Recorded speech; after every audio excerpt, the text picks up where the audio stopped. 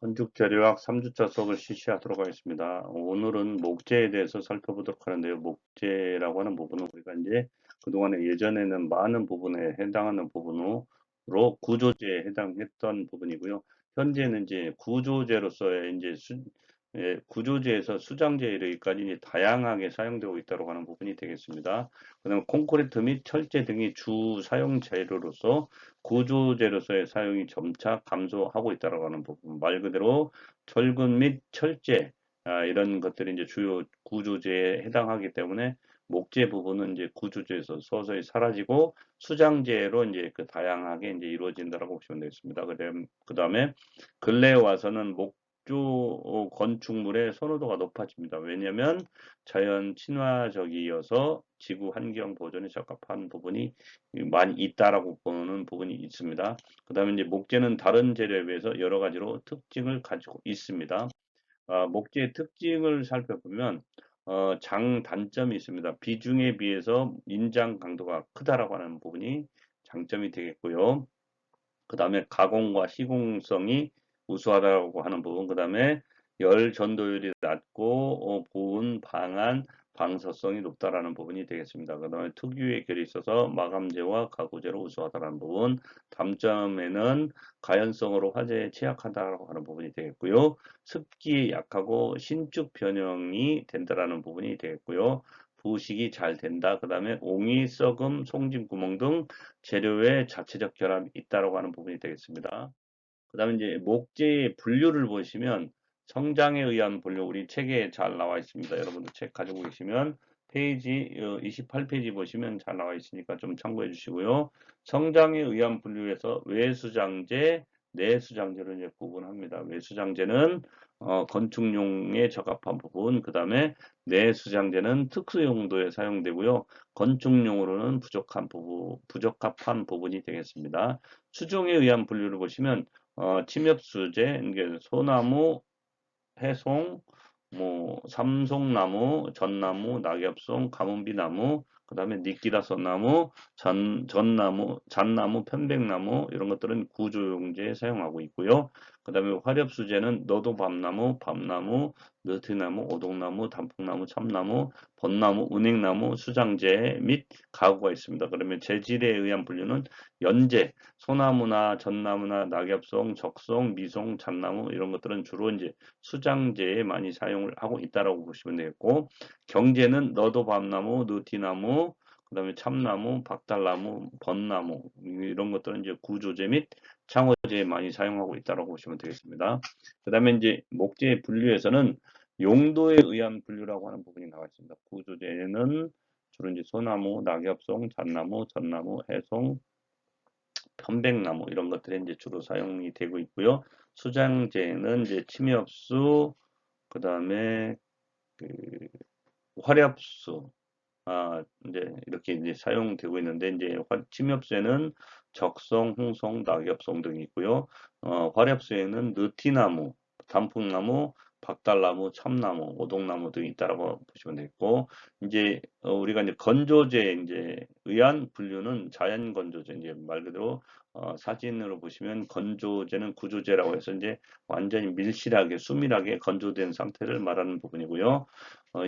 인공 건조제는 이제 주로 이제 수장제라든지 장식제에 해당하는 부분으로 이제 훈연기에 이제 이제 수증기라든지 증기로 인해서 이제 건조시키는 부분이 될 수 있겠습니다. 그 다음에 이제 목재의 조직과 성분을 보시면 우리가 이제 목재 조직에는 이제 목재를 자르면 여러분들이 이제 보시면 나이테가 있지 않습니까? 밖으로 보시면 형성층이 있고 안으로는 나이테와 수피가 있습니다. 그리고 이제 변재, 심재, 뭐 이렇게 이제 면을 자르면 수심이 보이고 고든결, 널결을 이렇게 표시돼서 볼 수 있는데요. 여러분들 이제 그 가운데 있는 부분에 이제 그 목재의 단면들을 자른 부분을 한번 보시면 외피, 내피 형성층이 있고요. 그 다음에 변재, 심재, 수심, 수선 이렇게 이제 형성되면서 이제 단면으로 자른 부분에 이제 겉껍질, 속껍질, 형성층, 변제, 심주 이렇게 나와 있는 부분으로 보시면 되겠습니다. 그 다음에 이제 수피라고 하는 부분은 이제 바깥쪽 껍질 부분, 외피는 겉껍질, 내피는 속껍질을 말하는 거고요. 목질부는 횡, 단면, 수선, 나이테, 심재, 변재 이런 것들을 말합니다. 그 다음에 수심에는 나무 중심, 나이테, 동심원을 말하는 부분이 되겠습니다. 목재의 조직과 성분은 목재 조직은 수선, 방사형으로 이제 배열된 세포의 줄이라고 하는 부분이 이제 수선이고요. 그다음에 침엽소와 활엽소는 이제 좀 다른 부분이 되겠습니다. 그래서 우리 페이지 보시면 31페이지에 목재 단면이 나와 있고 목재 나이테가 나와 있습니다. 그래서 여러분들이 아까 보셨듯이 형성층이 있고 수피가 있고 그다음에 마구리, 그다음에 이제 자른 단면으로 보시면 널결, 고등결이 있습니다. 그다음에 마구리 변에서 자른 변에서는 고등결, 널결이 똑같이 있죠. 목재의 단면을 보시면 그렇게 되어 있고요. 그다음에 목재 나이테에 대해서 이제 추재, 춘재, 추재로 이렇게 이제 구분하는데 말 그대로 이제 추웠을 때는 수분이 이제 흡수하는 부분이 이제 덜하겠죠. 그다음에 춘재는 봄에 이제 수분이 많기 때문에 이제 그 수분을 잘 빨아들여서 나이테가 이제 부피가 커져 있는 부분. 그래서 요거를 춘제와 추제부를 이제 구분해서 나이테를 1년에 이제 성장을 한 형성층으로 보시면 되겠습니다. 그래서 춘제, 추제를 보시면 되겠고, 심제는 목질부 중 수심 주위에 둘러져 있는 부분을 말씀드리는 거고요. 그 다음에 변제는 목질부 중에서 심제, 외측과 수피, 내측 사이를 말하는 거다라고 보시면 되겠습니다.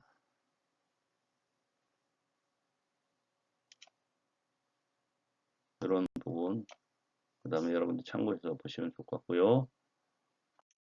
다음에는 목재 조직과 성분. 목재의 조직은 이제 우리 이제 32페이지, 33페이지를 한번 보시면, 이제 32페이지에는 뭐 심재, 뭐 나뭇결 이런 것들이 쭉 나와 있고, 33페이지에는 그림으로 이제 이렇게 널결, 그다음 고든결, 무늬결, 억결이 쭉 잘 나와 있습니다. 그리고 널결, 고든결, 무늬결, 억결로 이렇게 이제 구분되어 있죠. 이렇게 이제 여러분들이 참고해 주시면 좋을 것 같고, 그다음에 이제 목재의 성분을 한번 보시면 이제 목재는 대부분의 주성분과 수액을 포함해서 소량의 부성분으로 이제 형성되어 있다라는 부분. 그래서 주성분은 이제 탄소가 50%, 산소가 이제 40%, 수소가 이제 5%, 질소가 1% 정도, 회분, 석회, 칼슘, 마그네슘, 나트륨, 망간, 알루미늄, 철 등이 있다라는 부분, 이런 부분들은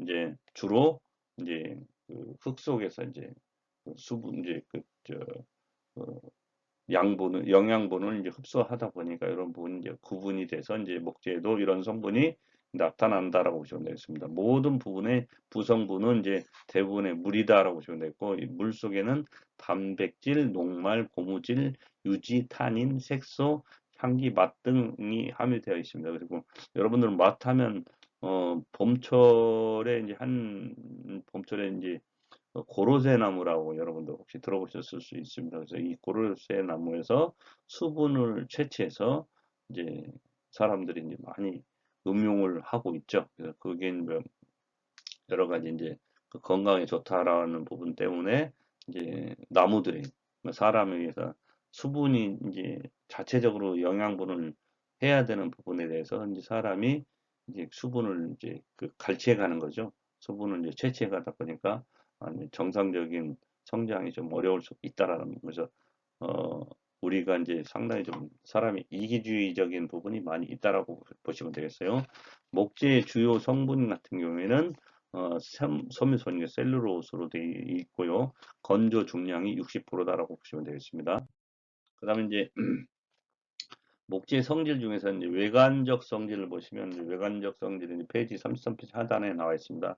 색깔과 광택과 향기, 맛 등이 있다라고 되어 있죠. 그 다음에 이제 나뭇결, 널결, 고든결, 무늬결 이렇게 되어 있는데 말 그대로 이제 우리가 이제 이런 부분에 대해서 이제 목재 본래의 성질을 잘 알아두셔야 되는 부분이 뭐냐면 여러 가지 이제 색깔을 나타내면서 목재 색깔은 수종에 따라서 이제 거의 하거나 동일 수중이라도 산지, 그 다음에 벌채 시기, 그 다음에 벌채 후에 이제 시일의 경우에 따라서 다소 변화가 일어날 수 있다는 부분이 되겠습니다. 그래서 나무라하고도 이제 변제는 백색이거나 담색이고 심재는 갈색이지만 그 차이가 명확하지 않은 경우도 많다라는 부분이죠. 색은 수종을 구별하는데 도움이 많이 된다라고 보시면 되겠습니다. 그래서 목재가 오랜 시간 빛에 노출되었을 때는 광선과 산소의 접촉으로 자외선에 의해서 어둡고 색이 변하면서 엷은 색의 목재가 되고요. 옅은 색의 목재는 차츰 진해지는 것이 이제 일반적인 현상이다라고 보시면 되겠습니다. 목재의 광택은 목재면을 대패질하거나 연마하면 일반적으로 나타나는 현상이다라고 보시면 되겠고, 목재는 대개 특유한 향과 맛을 가지고 있습니다. 그래서 이는 세포의 간극도 등에 이제 포함되어 있는 휘발성 물질의 발산에 의해서 이제 벌채했을 때는 강하나 건조에 따라서 줄어든다는 부분이 있습니다. 그래서 향과 맛은 밀접한 관계가 있고요. 수종에 따라서는 다르다라는 부분, 목재를 구별하는데 참고로 참고가 되고 있다라는 부분이 되겠습니다. 그래서 물리적 성질 중에서 이제 비중을 한번 보시면 비중이라고 하는 부분은 이제 습도, 그러니까 얼만큼 습도를 가지고 있느냐에 따라서 강도, 이제 전단 강도라든지 압축 강도, 휘인 강도를 이제 나타내는 부분으로 볼 수 있겠습니다. 그리고 건너편에 이제 3페이지, 35페이지 보면 목재 기건의 비중이 있습니다. 그러면 침엽수, 활엽수, 외산재라고 하는 부분이 있는데 각각 기건의 비중이 12%를 기준했을 때 각각 프로테지별로 이제 수종에 따라서 쭉 나와 있는 부분을 여러분들이 참고로 볼 수 있을 겁니다. 그래서 35페이지 꼭 참고해 주시길 바라고요. 그 다음에 이제 목재 성질 중에서 이제 함수율이라고 하는 부분 36페이지 잘 나와 있습니다. 함수율은 말 그대로 이제 그 생재와 기건재를 구별할 수 있는 부분이 되겠다라는 부분이죠. 그래서 말 그대로 이제 우리가 이제 함수율은 이제 수종이라든지 산지, 별채의 벌채를 했을 때 계절에 따라서 다르다는 부분, 그다음 변제는 80에서 100%, 그다음에 심재는 40에서 100% 정도의 이제 되고요. 기건재는 생재가 대기 중에서 수분이 증발하면 건조되거나 공기 중의 온도와 습도에 의해서 일정 수준에 의해서 정지된 상태의 목재로서 함수율은 기후와 계절에 따라서 다르다라는 거에서 12에서 18% 정도로 이제 우리가 목재의 함수율의 0인 상태를 전건재라고 이제 우리가 표현합니다. 그래서 함수율은 일반적으로 구조재는 20% 이하, 수장재나 창호재나 가구재는 15% 이하로 하고요. 마감재는 13% 이하, 그러니까 접착제를 사용하는 경우는 18% 보고 있습니다. 그래서 목재가 건조해서 먼저 유리수가 증발하고 세포수가 나오면 그 다음에 계속 건조하면서 세포수가 증발한다라고 보시면 되겠어요. 그래서 이 양자의 한계점을 소묘포화점이라고 이제 우리가 합니다. 그리고 이때 함수율을 우리가 30% 정도를 하고요. 목재는 이 섬유포화점을 경계로 해서 수축 팽창이 이제 일어나고 재질의 변화에 따라서는 섬유포화점 이하의 함수율이 감소하거나 증가에 따라서 수축 팽창할 수 있다라는 부분이 되겠습니다. 그래서 동일 나무결에서도 변제는 심재보다는 수축이 많으며 수축과 비중 사이에서는 정비례 관계가 있다라고 하는 부분이 되겠습니다. 그래서 즉 비중이 적은 목재일수록 수축 팽창의 변형은 적다라고 보시면 되겠고, 목재의 나무결은 이 나무결에 의한 수축량은 널결 방향이 가장 많고요. 고등결 방향과 섬유 방향 순으로 이제 보시면 되겠습니다. 그래서 여러분들이 여기 보시면 이렇게 쭉 내려온 부분은 이 목재의 함수율과 압축 강도의 관계를 나타내는 부분으로 보시면 되겠습니다. 그 다음에 37페이지에 보면 열미 음에 대한 성질이 나와 있습니다. 이제 이 부분이 이제 뭐냐면 이제 흡수수, 유리수가 이제 함수율에 대한 부분을 이제 설명한 거고요. 그렇게 연결돼서 아까 했던 부분을 참고해 주시고, 다음에는 열 및 음에 대한 성질을 보시겠는데요.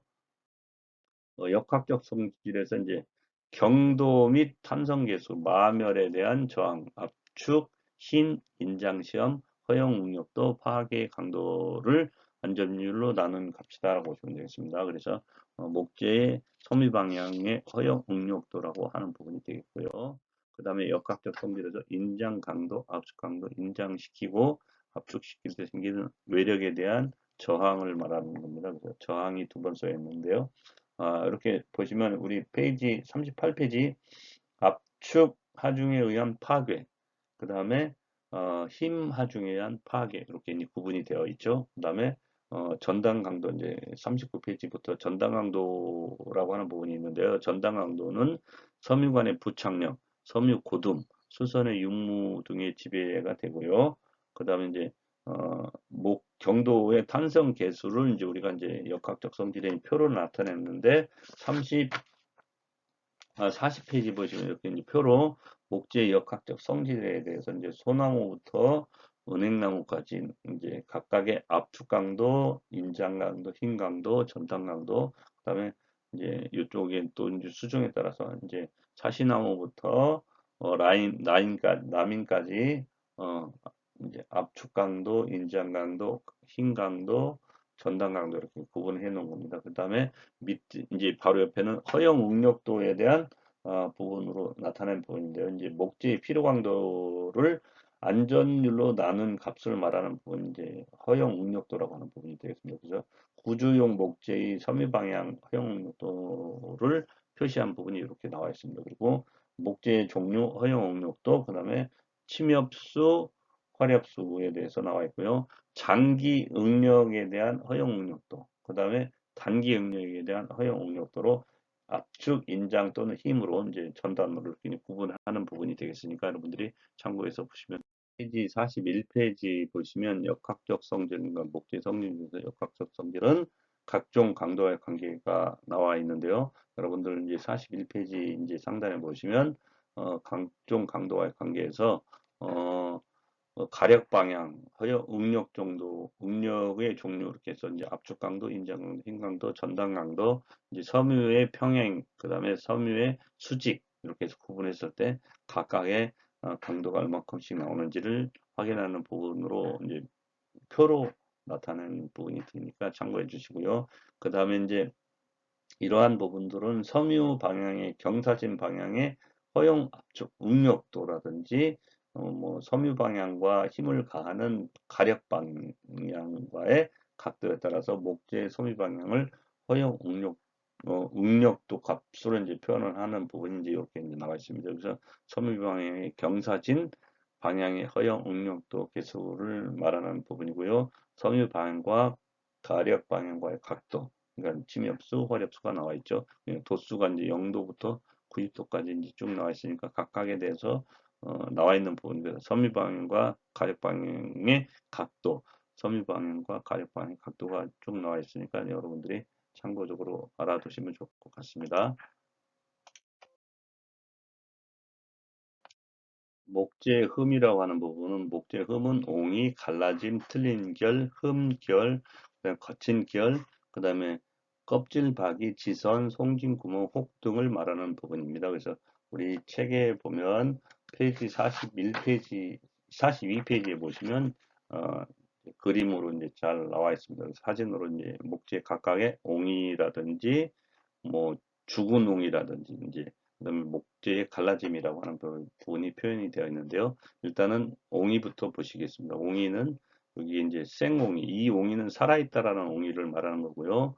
이 이제 그 중간에 이제 상처를 입었지만 이 옹이가 이제 다시 이제 살아났다든지 여러분들이 특히 이제 가지치기를 해줬을 때 이게 하나의 옹이가 될 수가 있습니다. 이런 옹이가 살아있는 옹이로서 주변에 생장에 있는 각재의 이제 그 수분이 이제 올라갈 수 있는 그런 나이트 형식이 되겠죠. 이렇게 수분이 좀 이제 흡수해서 이제 성장하면서 이 옹이가 살아있는 부분이고 옆에 보시면 이 옹이는 죽어있는 옹인데 죽어있는 옹이지만 이 까맣게 안에는 어, 외부와의 혼용이 안 되고 이미 죽어있지만 외부로서 이제 다시 이제 이파리가 나면서 성장을 하는 부분. 여러분 가끔 가다 보면 나무가 죽어 있을 것 같은데 이제 새싹이 올라오는 부분을 여러분들 혹시 보셨을 겁니다. 그래서 이런 부분이 다시 나무로 이제 외곽으로 해서 그 성장하면서 그 안에 죽어 있던 옹이는 죽은 옹이로 이제 더 이상은 역할을 하지 못하지만 안쪽에 있으면서 그냥 이렇게 이제 죽은 옹이 역할만 하는 부분이 되겠다. 그래서 이런 부분은 이제 실질적으로 목재를 사용할 때는 여러 면에서는 구조재는 좀 힘들다라고 보시면 되겠고, 그 다음에 이제 목재의 갈라짐 같은 경우에는 이제 여기 이제 심지의 성형이 갈라졌잖아요. 이런 부분으로 이제 성장기에 어렸을 때 이제 수분이 이제 그 잘 못 먹었다든지 이제 특히 갈수기에 이제 나무가 심어졌다든지 하면서 이제 자라나면서 이제 이런 부분이 갈라졌다라는 부분이 됐고, 변제 성형 갈라짐 같은 경우 바깥쪽으로 이제 이렇게 이제 변제가 이제 갈라졌었으니까 이런 것들은 이제 전체적으로 이제 계절에 영향을 많이 받는 부분으로 볼 수 있겠고, 그다음에 신재 원형의 이제 갈라짐도 이 원형의 갈라짐도 나무가 성장기 그 잠시 그 틈에서 이제 그 형성되는 부분으로 보시면 되겠습니다. 그다음에 이제 껍질 박이 외곽이 이렇게 이제 말려 들어가면서 이제 껍질 박이가 형성돼서 갈라지는 부분이 되겠고, 틀린 결, 흠결, 거친 결은 틀린 결은 마구리에서 마구리까지의 이어지지 못하고 끊긴 점을 말하는 거고, 흠결은 나뭇결이 고르지 못한 것을 말합니다. 그러면 거친 결은 열린 간격이 지나치게 넓은 결을 말한다고 보시면 되겠습니다. 흠의 연륜 간격이라고 하는 부분이 있습니다. 연륜 간격은 말 그대로 수목이 경사지게 성장하게 되면 어느 한쪽의 연륜이 다른 쪽에 이제 보다 넓어지게 되는 목재 부분을 말하는데요. 연륜 간격이 있는 목재 부분은 비중이 크고요. 압축에는 강하고 인장에는 약하다는 부분, 또 진한 색으로 수축은 크고요. 변형되기 쉽다라는 부분. 침엽수에서는 흔히 볼 수 있는 현상이 연륜 간격의 차이다라고 보시면 되겠습니다. 그 다음에 껍질박이 지선이라고 하는 부분은 껍질박이라고 하는 부분은 수목이 성장 도중에 수목의 세로 방향의 외상으로 인한 수피의 일부가 말려 들어간 것이 이제 껍질박이가 된다라는 부분이 되겠고요. 지선은 목질 부대에서 수지가 흘러나오는 선이 생겨가지고 계속 진이 나와서 가공 사용이 불편한 부분이 이제 지선이라고 하는 부분이 되겠습니다. 그 다음에 송진 구멍이나 혹 같은 경우에는 목질 틈서리에 송진이 모인 것을 말하는데, 여러분들이 가장 많이 볼 수 있는 것이 이제 소나무에서 이제 목재가 쉽게 뒤틀리거나 가공하기에는 어렵다라고 하는 부분이 되겠고요. 그 다음에 혹 같은 경우에는 나무 세포가 꼬여 있는 것을 말한다라고 하는 부분. 그래서 이 역시 목재가 쉽게 뒤틀리거나 가공하기에는 아주 어려운 부분이 있다라고 하는 부분이 되겠습니다. 목재의 내구성이라고 하는 부분 내자가 빠졌네요. 부패와 부패 조건을 보시면 되겠는데, 우리 페이지 45페이지 하단에 목재의 내구성이라고 하는 부분이 되겠습니다. 목재는 내구성이 감소하는 이유가 있습니다. 그리고 이제 그 이후에는 이제 부패라든지 균류 이런 것들이 번식을 하기 때문에 그렇고요. 이제 풍화 작용으로 인해서 침식되어 있는데, 이 현상을 이제 우리가 열화 현상이라고 합니다. 그래서 이런 것들이 내구성에 직접적인 영향을 미치고 있다고 하는 부분, 그 다음에 내구성의 차이는 수종에 따라서 차이가 있고요. 그 다음에 이제 그 심지가 변제보다 높고 색깔이 짙은 목재는 내구성이 크고요. 그 다음에 목재는 오래 자란 나무일수록 재질도 좋고 내구성도 높다라는 부분이 되겠습니다. 그래서 내구성이 극히 높은 목재는 주목이 이제 과 티크로 이제 구분하고 있는데, 목재 내구성은 풍화작용에 의해서 마모라든지 균류 또는 박테리아에 의해서 부패, 곤충류에 의해서 충해, 화재 등의 원인에 의해서 감소된다라는 부분이 되겠습니다. 이러한 원인을 제거하고 목재 내구성을 증대시키는 방법을 강구를 해야만이 실제적으로 우리가 사용하는 부분에 있어서 큰 어려움이 없을 수 있습니다. 그리고 강도가 저하되면 내군 현안이 단축될 수밖에 없습니다. 그래서 목재 부패 조건이라든지 균류가 번식하기 적당한 온도는 뭐 나름대로 그런 부분에서는 좀 우리가 방지를 해야 된다. 그러니까 부패 조건에서는 25도에서 35도 정도가 되고요. 습도가 80% 정도면 아주 공기 및 이 양분이 이제 되기 때문에 부패 조건에 아주 유리한 온도다라고 보시면 되겠고요. 방부법 이런 것들을 막기 위해서 방부법이 방부제를 사용합니다. 그래서 방부법에는 이제 주로 방부제를 사용하는데 방부제는 유성 방부제, 그다음에 수용성 방부제인데 유성 방부제는 크레소트유, 그다음에 콜타르, 그다음에 아스팔트, 페인트 등을 이제 도색하게 됩니다. 그다음에 수용성 방수제는 황산동 1%용의 염화 아연 4%용의 염화체 이수 수은 1% 용액, 그다음에 불화소다 2% 용액 등을 사용하게 되는 부분이 되겠습니다. 목재의 건조 같은 경우에는 이제 우리가 건조를 드라이잉 한다라고 하죠. 그래서 내부의 수분이 외부로 이동해서 표면에서 증발하는 것을 말하는 부분이 목재 건조다라고 하는 부분이 되겠습니다. 그래서 목재는 이제 우리가 이제 함수율이 생재 같은 경우에 벌목을 바로 하면 30에서 100%인데요. 이런 수분들이 이제 외부로 이동하고 빠져나가서 함수율이 약 30% 이하로 건조되면 수축되어 가지고 균열이 생기거나 변형이 이제 되지만 부패균의 서식을 막을 수가 있고요. 부패나 부식으로부터 목재를 보호할 수 있는 부분이 내구성을 향상시키는 결과를 얻는다라고 보시면 되겠습니다. 그래서 우리가 비중이 이제 단위 중량 용적 중량이 이제 1.54g per 세제곱센치 내외가 되고요. 그다음에 함수율은 기건재 같은 경우에는 12에서 18%, 전건재는 이제 완전히 수분이 증발한 것으로 0%를 말하는 부분이 되겠습니다. 그다음에 수축과 팽창, 수종이라든지 이런 절단 방향에 따라서 다르다라고 보시면 되겠고요. 열 전도율 같은 경우에는 비교적 낮고 함수율과 비중의 반비례를 하는 부분이 되겠습니다. 내구성은 부패, 충해, 일광 등에 의해서 감소될 수 있다라는 부분은 앞에서 배웠듯이 내구성이라고 하는 부분은 부패라든지 벌레라든지 이런 것들로 인해서 이제 그 구조적으로 이제 문제가 발생할 수 있기 때문에 그런 부분은 이제 부식이 될 수가 있지 않습니까? 이런 부분은 이제 충해가 있다라는 부분은 정상적인 수밀성이 좀 떨어지는 부분, 그 일광 햇볕에 의해서도 상당히 좀 햇볕을 얼만큼 잘 받고 자랐느냐에 따라서 나이테가 형성되는 부분이 달라질 수 있는 부분이 되겠죠. 그래서 목재가 이제 두께가 두꺼울수록 건조시키는 부분에 대해서는 아무래도 이제 길어지겠죠. 그다음 이제 방부 같은 경우에는 함수율의 20% 이하 또는 화학 처리를 해야 됩니다. 그래서 이렇게 해서 우리가 사용할 수 있는 부분이 되겠고요.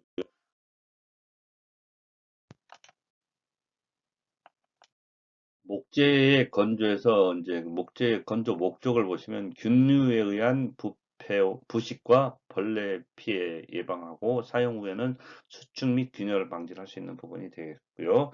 그다음에 이제 강도 및 내구성 증진과 중량 경감, 그다음에 생목의 2분의 1 정도가 된다라는 부분이 되겠습니다. 그다음에 접착성, 도장성의 향상과 방부제 및 합성수지 등의 주입이 용이해야 된다는 부분이 되겠습니다. 그래서 우리 페이지 45페이지 보시면 목재 생목이 이제 이렇게 이제 사진으로 나와 있죠. 이렇게 적재가 되어 있는 부분으로 보시면 되겠고요.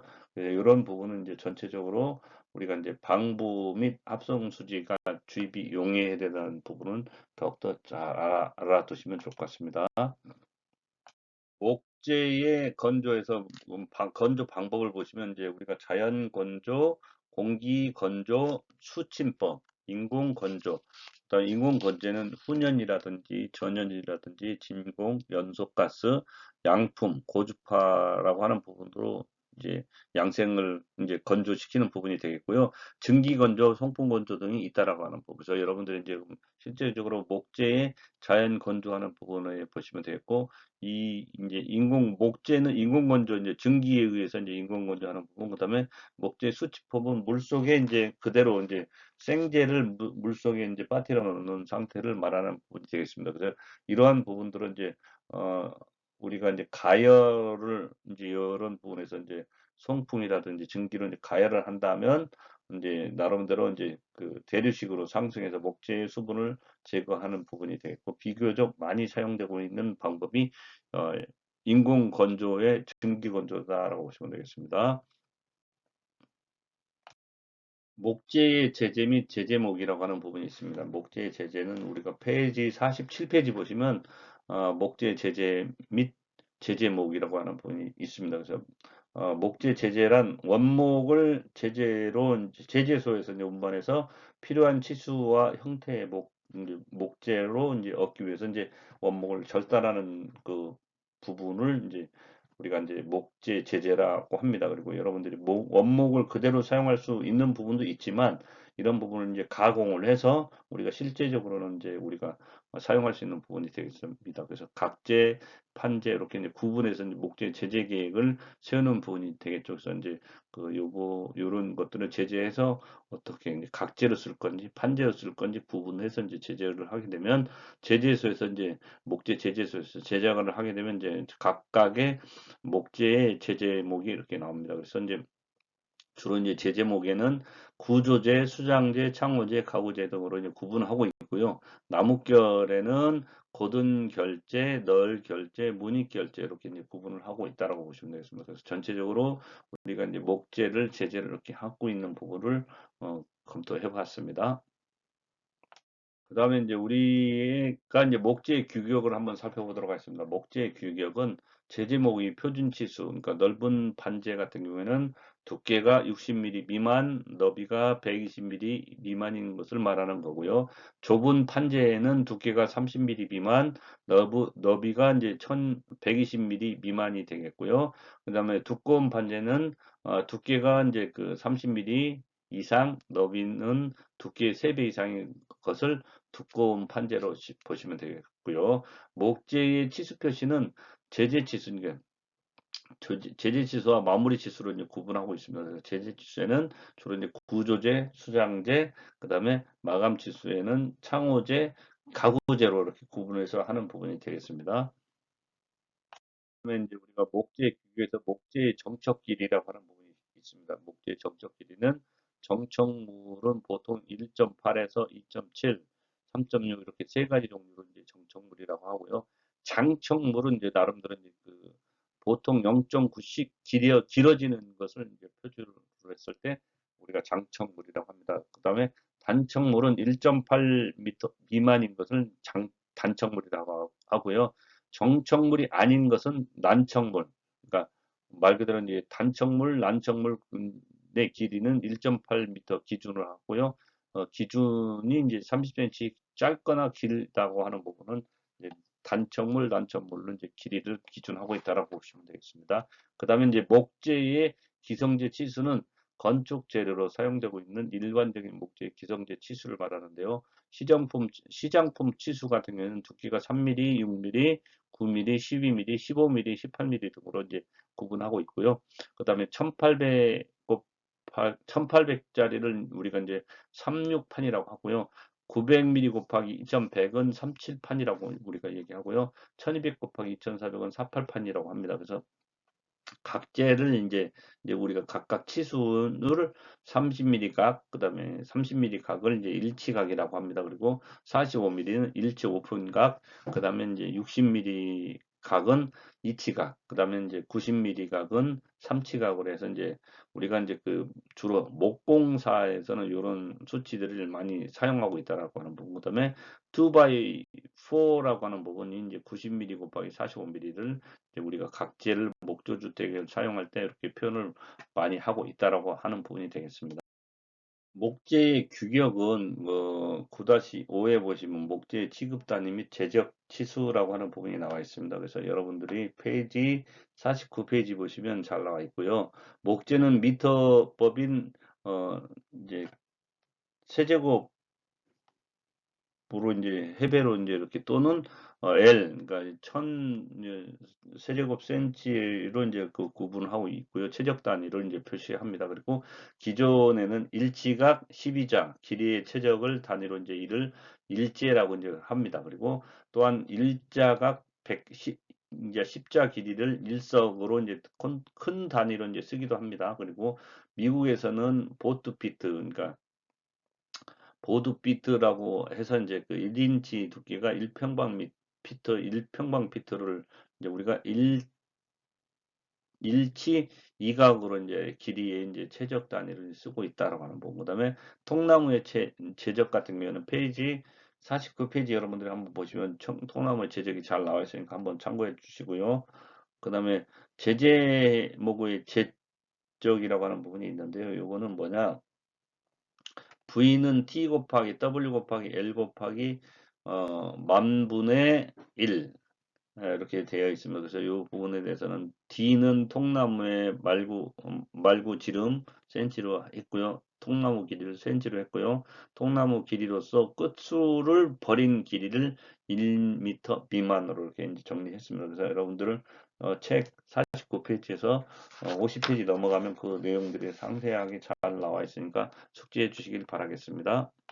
그다음에 이제 목재의 식별 및 선택 방법입니다. 목재의 식별 방법은 목재의 종류마다 이제 색깔, 뭐 광택, 향기, 나뭇결 또는 비중, 강도, 이게 경도가 아니고 경도입니다. 경도, 내구성을 이제 보시면 되겠고, 이런 것들로 인해서 이제 식별한다는 부분이 되겠고요. 목재의 용도는 경질의 두께와 모양 또는 나이테와 색깔, 상태를 보면서 이제 목재 용도를 사용하는 부분이 되겠고, 향기의 유무 및 나뭇결 상태 또는 광택의 정도 및 단단한 정도로 이제 구분하고 있고요. 그 다음에 무겁거나 가벼운 차이 정도 또는 도관 형태와 수선 유피 등을 이제 확인하는 부분이 이제 목재 용도에 맞게 사용하는 부분이 되겠다. 그 다음에 목재의 선택 방법은 구조재와 수장재로 이제 구분을 하는데요. 이런 것들을 구분할 때는 이제 선택할 때는 나뭇결이 좋고 무늬가 고울 것, 그 다음에 두드려서 이제 음이 좋아야 되는 것, 음이 맑은 것 이런 것들을 사용하고 있고요. 건조가 잘 된 것으로서 옹이, 균열 등이 흠이 없어야 되는 부분, 균일한 색깔과 고유의 향기와 향기 및 광택이 있어야 된다는 부분이 되겠습니다.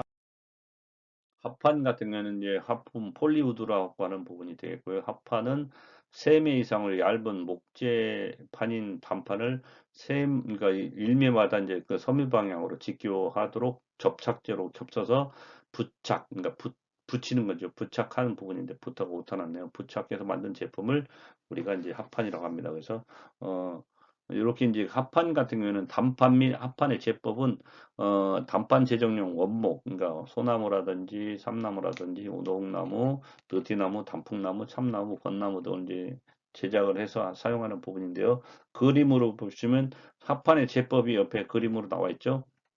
그러면 이제 맨 위에 이제 회전 대패를 놓으면서 이제 요렇게 이제 절삭법으로 이제 나무를 돌리면서 이렇게 쭉 나오는 겁니다. 그다음에 이제 넓은 이제 대패로 해서 이제 그 판을 이제 직제법으로 해서 하는 부분이 되겠고, 밑에는 이제 요 부분은 이제 주로 어 D톱 또는 둥근 톱으로 해서 이제 톱 절삭을 하는 부분이 되겠고, 하부에는 이제 회전 대패로 해서 이제 요게 지금 그 돌리면서 반원을 그리면서 회전 대패를 하면서 이제 절삭이 되는 부분으로 보시면 되겠습니다. 그다음에 합판의 특성 및 용도는 구조재와 수장재를 구분해서 선택하는데, 아까 얘기했듯이 이제 나뭇결이 좋고 무늬가 고와야 되고요. 두드려서 이제 음이 맑은 것을 사용해야 되고요.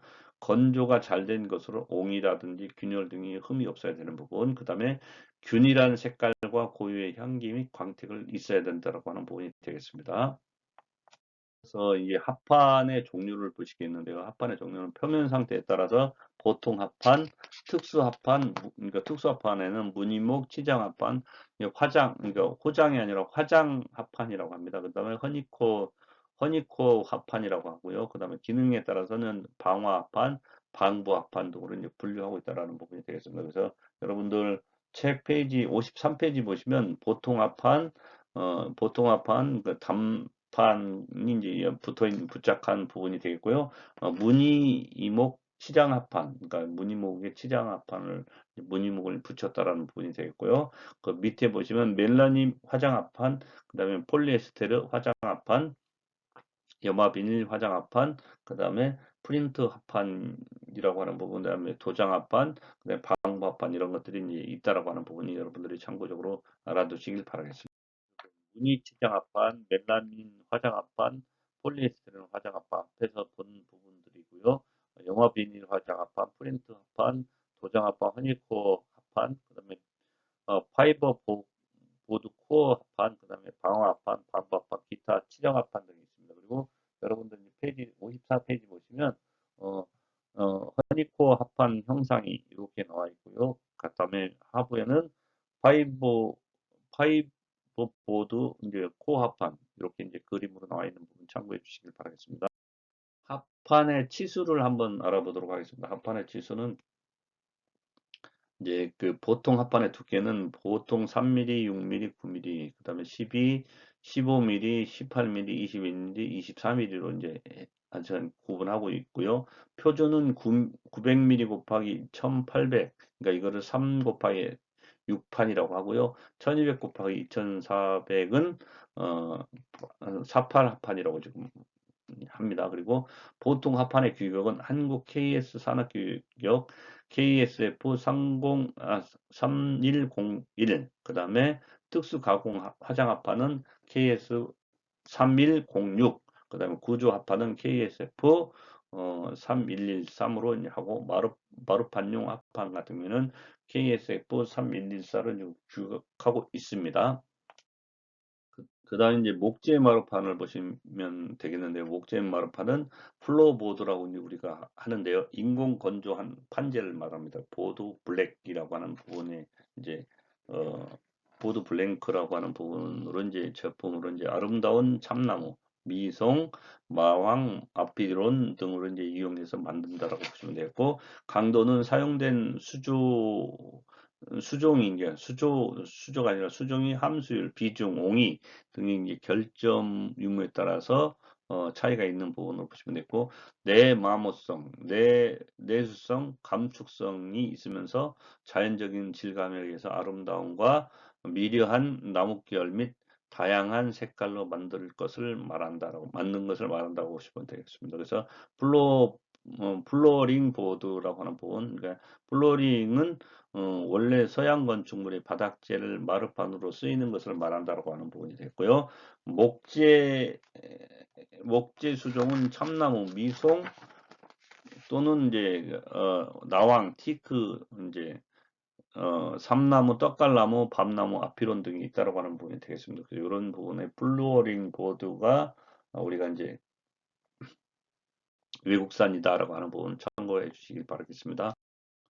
목재 마루판에서 이제 아피톤, 티크, 판재 한 판의 표면의 두께가 이제 1mm 내외로 벗겨진 얇은 무늬 이 이제 목을 말하는 거죠. 그래서 이제 여러분들 이제 그 페이지 55페이지 보면 무늬목 치장 플로어링 보드가 있죠. 그래서 이제 이 위에는 전사 필름을 붙이고 무늬목 치장을 했습니다. 그리고 이 합판에다가 이제 합판은 여러 장 이제 본드를 접착제를 부착해서 만드는 부분으로 보시면 되겠고, 그다음 이제 방부 처리해서 플로어링 보드를 만들어 놓은 부분입니다. 그래서 위면은 방부 처리를 해서 방부제를 이제 주입해가지고 만들어 놓은 부분이 되겠다라고 하는 부분이 되겠습니다. 그래서 이렇게 해서 우리가 이제 목재 마루판을 만들고요.